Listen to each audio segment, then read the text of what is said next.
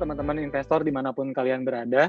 Di video kali ini kita akan ngebahas nih salah satu fenomena di pasar modal kita. Ada satu perusahaan unicorn, salah satu juga yang terbesar di Indonesia yang kalian juga udah pasti tahu nih namanya siapa.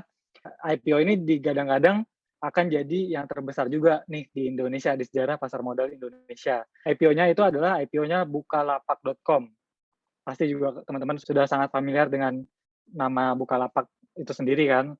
Nah, kali ini kita pengen lihat nih dari segi valuasi, sebenarnya Bukalapak itu masih menarik nggak sih buat kita investasi jangka waktu yang panjang, atau sebenarnya di luar sana tuh ada nggak sih, alternatif investasi baik di Indonesia maupun di luar negeri yang kira-kira, sama menariknya atau bahkan lebih menarik dari IPO Bukalapak itu sendiri. Yuk kita mulai. Ya, jadi di sini kalian bisa lihat ya, sebelumnya kita mau disclaimer dulu, video ini kita bukan financial advice, kita juga bukan investment advice, jadi kalian bisa consult dengan orang lain yang lebih paham lah, kalian nilai lebih paham, bisa kalian percaya dan kira-kira bener nggak sih apa yang dari kita di video kali ini. Nah, Bukalapak itu sendiri, indikasi valuasinya setelah IPO itu sekitar 77 triliun sampai 87 triliun rupiah. Dan mereka berencana untuk menerbitkan 25% dari total saham yang beredar setelah IPO nih, teman-teman, gitu ya. Lalu Bukalapak itu sendiri di Indonesia ada nggak sih comparables-nya atau ada nggak sih company yang mirip-mirip Bukalapak dan udah listing di IDX? Sebenarnya di Indonesia itu belum ada. Kalau dari segi player-nya, dari segi siapa sih pemain e-commerce di Indonesia, kalian juga udah pasti tahu. Pertama ada Shopee, ada Lazada, dan ada Tokopedia. Mereka berempat sama Bukalapak juga ini menguasai dan mendominasi market share di Indonesia, terutama di bidang e-commerce ya. Karena mereka juga merupakan salah satu pionir lah dari perkembangan e-commerce di tanah air sejak berdirinya perusahaan-perusahaan ini. Kalau begitu, lalu kita lihat juga nih di Indonesia, sebenarnya kalau dari segi rankingnya itu, yang pertama kalau dari segi monthly active users, yaitu customer yang login dan melakukan transaksi unik di setiap bulan, itu kira-kira yang terbesar itu siapa? Yang pertama Tokopedia, ini menurut App Annie tahun 2020, survei yang dilakukan di tahun 2020, yang pertama itu Tokopedia, yang kedua Shopee, yang ketiga baru Bukalapak, dan yang keempat Lazada. Jadi di sini teman-teman bisa lihat, Bukalapak itu sebenarnya dari segi monthly active users, itu nomor 3, dan dari sebelumnya dari segi GMV atau gross merchandise value, nanti kita bahas tentang gross merchandise value itu apa, itu dia menurut survei dari beberapa lembaga, itu Bukalapak market share di nomor 4 gitu, setelah Shopee, Tokopedia, dan Lazada. Nah, lalu kita lihat nih, karena di Indonesia kita nggak ada comparables-nya atau nggak ada company yang mirip Bukalapak secara bisnis, kita lihat di luar negeri, kira-kira di luar negeri ada nggak sih company yang bisa kita bandingin dengan Bukalapak dan seberapa miripkah mereka terhadap Bukalapak. Nah, jadi di sini sudah kita breakdown dari primary service, jasa utama yang mereka berikan, terus biggest profit contribution. Jadi dari semua layanan yang mereka berikan, itu profit yang paling besar itu sebenarnya dari bisnis yang mana gitu. Target market, pangsa pasarnya, terus lalu country of operation, jadi skala bisnis mereka sebesar apa, apakah dalam satu negara atau udah go internasional. Lalu kita juga ngelihat profitability-nya nih di tahun 2020, itu terakhir kondisi keuangan mereka gimana.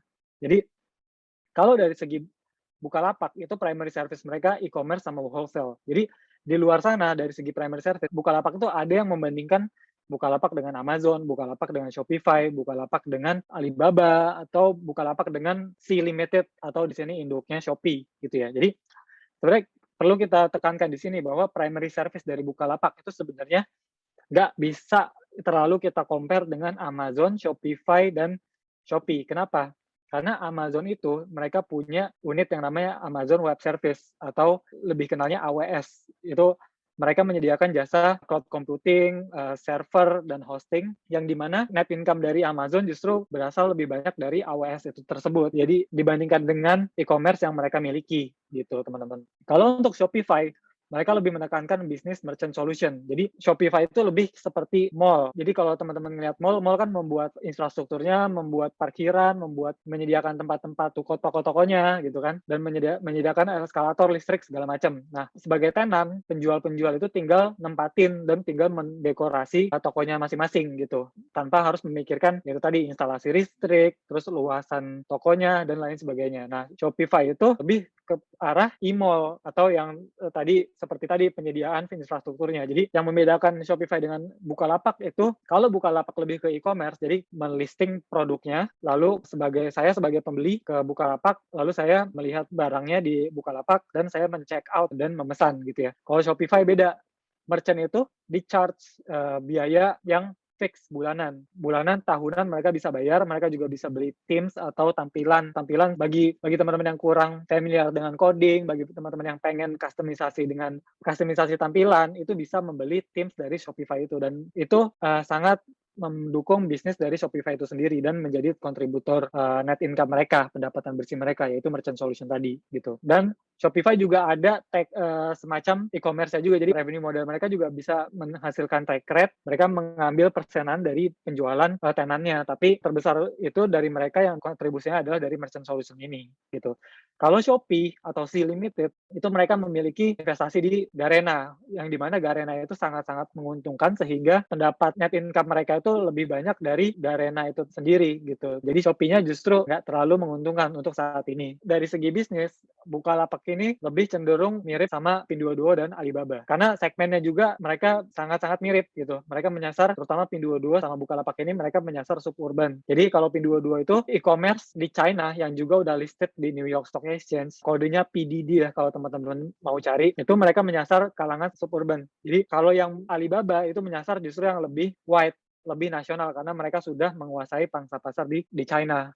Country of operation-nya Pinduoduo masih fokus di China, sementara Alibaba sudah juga merambah bisnisnya di internasional, at least di Asia. Mereka bisa pengiriman, dan terakhir ini berkembangan terakhir itu juga mereka mau menyasar market share di Amerika Serikat gitu teman-teman, untuk menghadapi persaingan juga langsung dengan Amazon seperti itu. Kalau dari segi profitability, sebenarnya Pinduoduo sama Bukalapak ini sama-sama masih loss making atau masih rugi bersih. Sementara Alibaba sudah mencatatkan profit karena mereka sudah lebih dulu berkembang dan lebih dulu mereka mendapatkan pangsa pasarnya, sehingga sekarang sudah operasional secara komersil. Lalu dari pembahasan tadi kita bisa melakukan konklusi seperti ini. Pinduoduo dan Alibaba yang bisa kita keep sebagai yang benar-benar memiliki kesamaan nih dari segi bisnis, operasi, dan juga revenue structure nih teman-teman.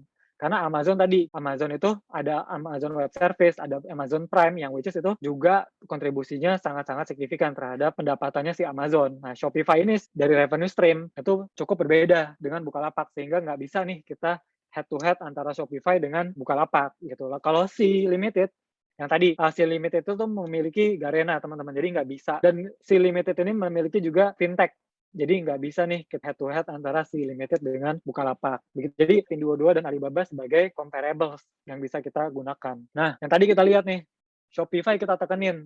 Karena di luar sana banyak banget yang menggunakan Shopify sebagai comparables untuk Bukalapak. Di sini ada 3 hal yang bisa kita sampaikan di sini. Pertama, dari segi bisnis model. Shopify itu 30% dari revenue mereka itu bersifat recurring. Jadi karena tadi merchant itu harus membayar fee yang fix untuk melisting produknya atau melisting tokonya di Shopify, teman-teman. Jadi dari situ sendiri Shopify udah make money dari subscription-nya. Beda dengan Bukalapak. Ketika teman-teman hanya mengandalkan take rate saja nih. Jadi dari total pendapatan teman-teman dipotong sekian persen untuk pendapatan Bukalapak. Seperti itu. Nah, kalau dari Shopify sendiri, itu operasinya sudah luas banget, sudah seluruh dunia, bahkan Indonesia juga bisa, teman-teman yang dari Indonesia juga bisa menggunakan Shopify nih platformnya untuk melakukan perdagangan online gitu ya. Kalau misalnya teman-teman mau toko yang lebih eksklusif, toko yang lebih punya personal touch, atau punya diferensiasi dari segi tampilan, dari segi servernya, apakah bisa diandalkan, karena Shopify itu kan beda kalau misalnya kita mendevelop e-commerce kita sendiri, karena kita harus sediakan yang namanya hosting, kita harus sediakan yang namanya domain, kita harus sediakan yang namanya technical service. Jadi kalau Shopify benar-benar teman-teman tinggal jualan aja. Terus kalau Shopify ini karena dia sudah beroperasi di seluruh dunia, addressable market mereka jelas-jelas lebih besar gitu daripada Bukalapak itu sendiri, yang so far sampai saat ini di tahun 2021 awal mereka masih fokus pada market Indonesia. Nah, lalu kita membahas nih, apakah pengertian dari GMV dan TPV? Karena kalau teman-teman sadar di prospektus itu ada mereka mengungkapkan satu terkait dengan penggunaan TPV dan GMV gitu ya. Nah, kalau kita bandingin ya GMV dengan TPV itu sebenarnya apa, yang digunakan oleh pasar modal secara umum ya di Amerika Serikat itu, kita lebih familiar dengan penggunaan GMV di Amerika Serikat maupun di China maupun di seluruh dunia ya, itu menggunakannya GMV, yaitu Gross Merchandise Value. Gross merchandise value ini apa sih sebenarnya pengertiannya? Gross merchandise value ini pengertiannya nilai transaksi merchant to customer yang tercatat. Jadi ada merchant, penjual, ada customer, pembeli. Nah, ini ada transaksi nih di antara keduanya yang tercatat ya di sistemnya si Bukalapak dalam hal ini, termasuk barang dagangan milik merchant, yaitu tadi barang konsinyasi dikelola oleh si Bukalapak dan barang dagangan milik platform itu sendiri gitu loh. Jadi kalau contohnya kita bisa lihat di Amazon itu mereka punya Kindle, Amazon Kindle, mereka juga memiliki produk-produk Amazon Prime segala macam ya. Jadi ya GMV ini produk-produk itu yang secara fisik dan maupun barang-barang yang milik dan dikelola oleh e-commerce-nya itu masuk ke GMV. Nah, pengertian dari TPV itu lebih luas harusnya ya. Berdasarkan pengertian yang umum, yang awam, TPV itu lebih luas nih dari GMV. Jadi bisa dibilang TPV itu adalah GMV ditambah dengan produk-produk virtual seperti pulsa listrik PLN, dan barang-barang yang digital goods lainnya. Dari TPV ini kita bisa lihatlah TPV sebenarnya lebih besar daripada GMV, teman-teman gitu ya. Nah, kalau kita bandingin, misalnya kita googling Amazon TPV itu agak susah kita cari karena memang TPV ini agak kurang familiar digunakan dalam konteks valuasi e-commerce gitu ya. Nah, digital goods dari Bukalapak ini sebenarnya apa aja sih? Kita bisa lihat Bukalapak itu punya buka emas, punya inovasi juga di listrik pasca bayar, di token listrik, pulsa, dan lain sebagainya. Memang TPV ini jumlahnya sangat-sangat tergantung sama inovasi masing-masing e-commerce gitu ya. Jadi tergantung juga nih kebijakan dari teman-teman nih, apakah memang kita mau membandingkan antara TPV dengan TPV atau GMV dengan GMV. Tapi di konteks Bukalapak IPO ini, manajemen menggunakan TPV. Bisa kita lihat juga di sini pengertian dari TPV itu sendiri. Bukalapak mencantumkan ini di prospektus gitu ya. Jadi Bukalapak menganggap TPV itu lebih representatif terhadap valuasi bisnisnya karena lebih mewakili kondisi bisnis perseroan dibandingkan GMV yang merupakan volume rupiah pembelian yang difasilitasi oleh platform perseroan. Dalam hal ini mungkin yang bisa kita tangkap adalah Bukalapak menggunakan ukuran yang lebih konservatif tuh, yaitu TPV itu sendiri yang jumlahnya kemungkinan besar lebih besar daripada GMV ya. Dengan informasi yang ada saat ini, asumsi kita GMV Bukalapak itu lebih rendah daripada TPV-nya gitu. Nah, makanya kita juga nggak bisa nih membandingkan valuasinya Bukalapak dengan TPV-nya mereka. Jadi ada di luar sana yang membandingkan valuasi Bukalapak TPV-nya dengan GMV dari e-commerce di dunia. Dan itu kemungkinan besar akan menyalahi atau meng-overestimate nih valuasi dari Bukalapak itu sendiri. Jadi yang kita takutkan adalah kita membayar terlalu mahal nih untuk investasi kita di Bukalapak dan kita menghindarinya hal tersebut gitu ya. Jadi kita coba nih pendekatan dari GMV dan TPV ini gimana nih teman-teman menanggapinya. Dari situ kita coba mengukur nih, sebenarnya ada loh ukuran tersendiri yang bisa kita gunakan untuk e-commerce. Apalagi e-commerce-nya kalau misalnya mereka punya bidang bisnis yang sama, revenue segmen yang sama, dan operasional yang kurang lebih produknya barang-barangnya mirip lah gitu kan. Itu tadi yang kita bisa pelajari dari TPV dan GMV. Nah, kita coba lihat nih ukur ke dalam global peers ya. Bukalapak ini sebenarnya kalau kita lihat dari Pinduoduo dan Alibaba, sebenarnya mereka skalanya seperti apa sih kita ukur nih di sini. Kalau dari market cap, asumsi dengan harga 750, mereka punya market cap itu sekitar 5,3 miliar US dollar. Dibandingkan yang terdekat itu Pinduoduo itu sekitar 168 miliar US dollar gitu ya. Dan Alibaba itu jauh lebih besar, 100 kali jauh lebih besar daripada Bukalapak. Dari segi revenue, jelas revenue-nya Bukalapak ini bahkan yang terdekat itu Shopify itu 34 kali lebih besar daripada Bukalapak gitu ya teman-teman. Jadi Bukalapak ini memang baru mulai dan mungkin kita juga sebagai investor harus yakin mungkin investasi kita di sini men-trigger peningkatan pendapatan yang signifikan. Tapi seberapa signifikan sih sampai kita harus membayar mahal untuk investasi kita gitu ya. GMV atau TPV dalam hal ini untuk Bukalapak itu dibandingkan dengan peers yang lainnya juga jelas Bukalapak 5,9 miliar dolar dibandingkan dengan yang lainnya itu paling dekat dengan Shopify sekitar 130 miliar US dollar. Dari annual active user juga Bukalapak di prospektus mereka menyebutkan 16,6 juta active users gitu ya. Jadi memang skalanya baru mulai, skalanya mungkin masih kecil, tapi teman-teman juga harus hati-hati nih karena Bukalapak itu sebenarnya nggak baru-baru banget karena mereka sudah dari tahun 2011 itu beroperasi secara legal gitu ya di Indonesia gitu. Jadi dari sini teman-teman bisa tarik kesimpulan lah tuh gimana sih sebenarnya mereka dalam hal meningkatkan revenue itu atau perkembangan revenue mereka sebenarnya udah cukup agresif belum sih, sehingga valuasinya itu mereka, atau kita sebagai investor berani bayar mahal gitu. Nah, active merchants Bukalapak karena mungkin Bukalapak mayoritas atau lebih dari 90% dari bisnis di Indonesia itu adalah UMKM, ini wajar lah ketika Bukalapak itu punya merchant yang jumlahnya lebih tinggi daripada Shopify dalam hal ini ya, atau Pinduoduo mungkin 2 kali lipat dari Bukalapak gitu ya. Tapi dari semua yang kita bahas tadi, GMV, TPV, dari mereka punya operational metrics, sebenarnya ada nggak sih ukuran yang lebih fair gitu loh ya, dibandingkan dengan GMV atau dibandingkan dengan TPV atau dibandingkan dengan cuman PBV gitu ya. Sebenarnya ada nih ukuran yang lebih proper untuk startup yang terutama e-commerce nih. Apalagi mungkin kita bandinginnya dengan PDD sama Alibaba. Di sini kita coba propose nih, kalau kita menggunakan valuasinya itu menggunakan price to sales, yaitu price dibagi dengan sales per saham ya. Atau kalau bisa kita gampangnya itu price itu sama dengan market cap Bukalapak dibandingkan dengan revenue-nya mereka. Di tahun-tahun 2020, 2021 ekspektasi, dan 2022 ekspektasi, itu kira-kira mereka seberapa mahal sih? Dari bagan yang teman-teman bisa lihat di sebelah kiri, Bukalapak dengan harga 750, itu price per sales-nya kira-kira indikatifnya, current-nya itu adalah sekitar 41 kali dari price per sales. Nah, ini lebih sangat-sangat signifikan dibandingkan dengan Pinduoduo atau Alibaba yang hanya 14 kali untuk Pinduoduo dan Alibaba itu 15 kali.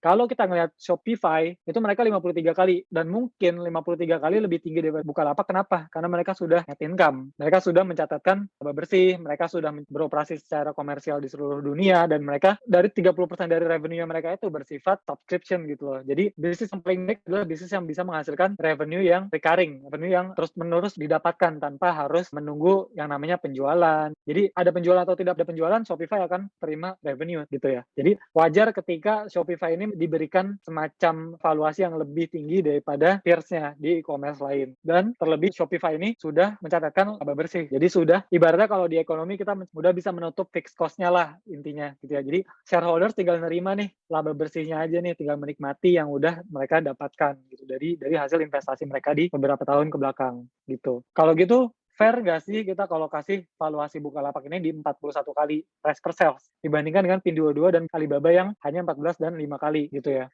Sebenarnya itu balik lagi ke teman-teman dalam mendefinisikan mahal itu seperti apa, murah itu seperti apa. Tapi kalau misalnya kita coba bermain-main dengan multiples ya, sekali lagi ini bukan berarti ini sesuatu hal yang benar. Kita di sini coba melakukan simulasi atas valuasinya Bukalapak. Jadi kalau kita menggunakan price per sales yang tadi rasionya ya, dan dengan asumsi-asumsi seperti yang itu, pertama menggunakan multiple dari market cap per revenue atau price per sales dari Pinduoduo dan Alibaba di Juli 2021, di mana multiplesnya mereka itu 14,4 kali dan 5,15 kali. Kita pakai current price per sales dari dua perusahaan itu. Kedua, kita asumsikan jika Bukalapak bisa mencatatkan pertumbuhan revenue 100% atau mereka bisa mencatatkan revenue yang double lah istilahnya. 2021 mereka double, 2022 mereka double. Nah, itu akan menghasilkan sekitar 5,4 triliun pendapatan di tahun 2022. Karena 2020 itu berdasarkan laporan keuangan mereka mencatatkan 1,3 triliun rupiah dari pendapatannya ya.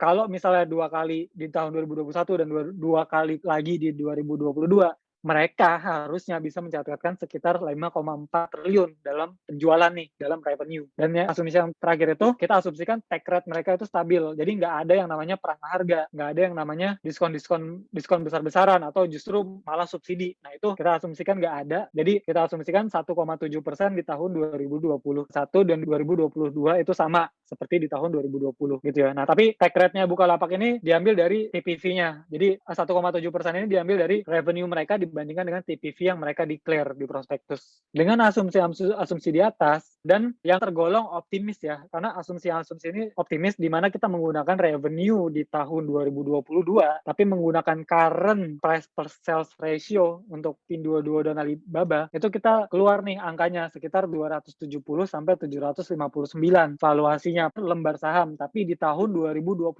Nah, kalau teman-teman sadar, sebenarnya jumlah ini, 750 ini masih dalam range harga mereka IPO.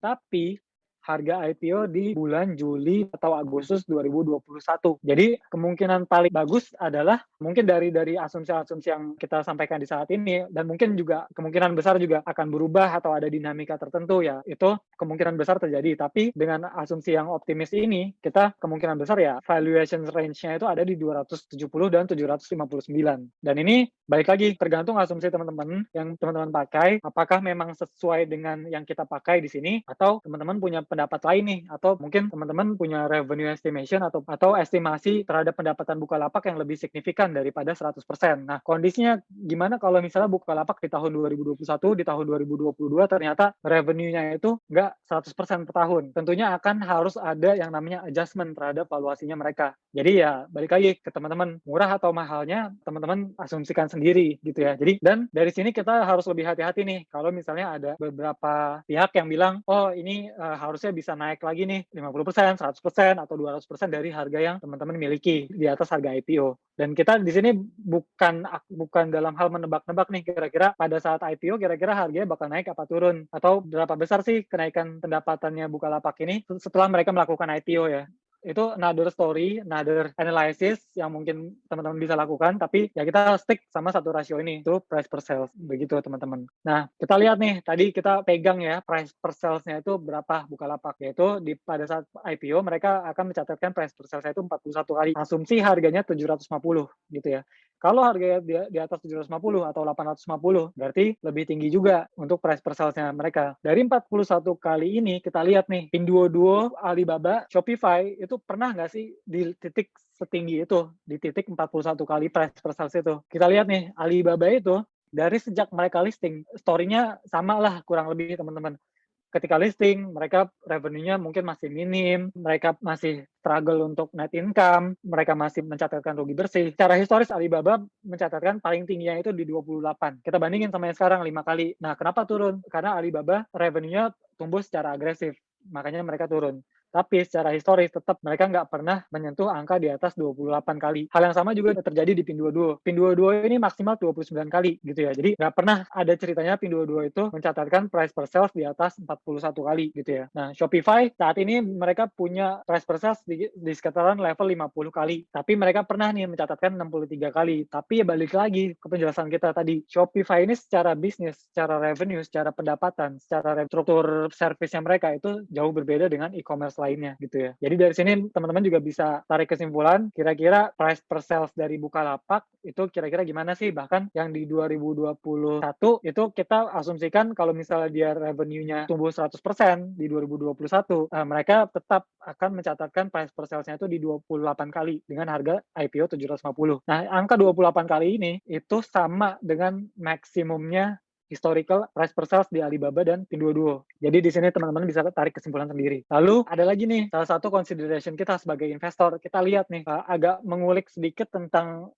revenue-nya tentang balance sheet atau neracanya Bukalapak. Kira-kira di dalam neracanya itu saldo kas-nya Bukalapak nih seberapa besar sih gitu kan. Di tahun 2020 itu saldo kas-nya mereka 1,5 triliun. Di tahun yang sama di 2020 mereka mencatatkan penggunaan kas untuk operasi itu sekitar 1,2 triliun gitu ya. Jadi dari sini teman-teman bisa tarik kesimpulan saldo kas sekarang yang ada di Bukalapak yaitu 1,7 triliun di bulan Maret itu kira-kira kalau Bukalapak itu nggak mencari dana segar di bursa atau nggak mencari dana segar lagi di private placement atau di penawaran saham secara tertutup, itu mereka agak memiliki tantangan nih untuk menjaga continuity dari operasinya mereka gitu loh. Jadi kita sebagai investor sebenarnya memiliki bargaining power yang cukup tinggi di IPO-nya Bukalapak. Lalu satu hal yang juga sangat penting nih untuk pertimbangan performa Bukalapak setelah IPO atau performa Bukalapak dalam jangka panjang, itu di prospektus teman-teman bisa lihat nih, di tabel-tabel sebelah kiri ini ada nama-nama investor yang existing. Investor existing ini mereka mendeklarasikan tidak akan mengalihkan 90% sahamnya selama 8 bulan ke depan. depan. Jadi at least dalam waktu 8 bulan setelah IPO, mereka at least jualannya itu maksimum 10% dari saham yang mereka miliki gitu ya. Terus kalau mereka beneran jualan nih di hari pertama, berapa banyak sih tambahan likuiditas di pasar untuk saham Bukalapak ini? Dari total semuanya kepemilikannya ini dengan harga Rp850, itu kita bisa simpulkan bahwa di hari pertama, kalau mereka asumsinya mereka jual di hari pertama ya, itu ada tambahan likuiditas sebesar Rp2,2 triliun dibandingkan dengan market cap-nya, dibandingkan dengan total transaksi Bursa Efek Indonesia. Jumlah ini sebenarnya gede nggak sih? Dalam beberapa bulan terakhir, rata-rata transaksi di Bursa Efek Indonesia itu sekitar 8-10 triliun per hari. Jadi 2,2 triliun ini 10% dari saham mereka yang existing.